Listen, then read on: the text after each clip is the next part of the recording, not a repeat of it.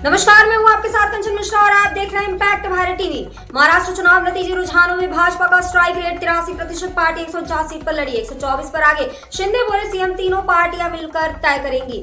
महाराष्ट्र की 288 विधानसभा सीटों पर सुबह 8 बजे से मतगणना जारी है। शुरुआती 2 घंटे में महायुति और महाविकास आघाड़ी के बीच टक्कर दिखी, लेकिन 2.5 घंटे बाद यानी सुबह 10:30 बजे के बाद भाजपा गठबंधन रुझानों में एक तरफा जीत की ओर आ गया।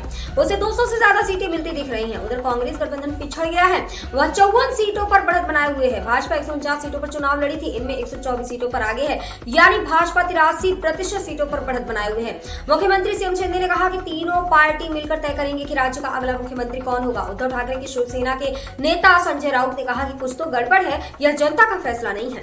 इस बार मुकाबला महायुति और महाविकास आघाड़ी के बीच था। महायुति में बीजेपी शिवसेना एकनाथ शिंदे और एनसीपी अजित पवार भी शामिल है, जबकि महाविकास आघाड़ी में कांग्रेस शिवसेना उद्धव ठाकरे और एनसीपी शरद पवार भी शामिल है। महाराष्ट्र विधानसभा की 288 सीटों पर 20 नवंबर को वोटिंग हुई थी। 2019 के मुकाबले इस बार 4% ज्यादा वोटिंग हुई। 2019 में 61.4% वोट पड़े थे, इस बार 65.11% वोटिंग हुई है। गृह मंत्री अमित शाह ने रुझानों में महायुति के पूर्ण बहुमत मिलने के बाद एकनाथ शिंदे, अजित पवार और देवेंद्र फडणवीस को फोन करके बधाई दी।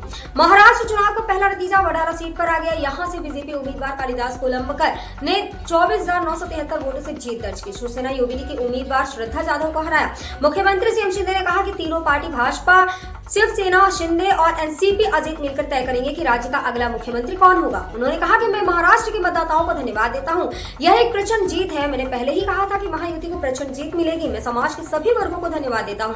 मैं महायुति पार्टियों के सभी कार्यकर्ताओं को भी धन्यवाद देता हूं।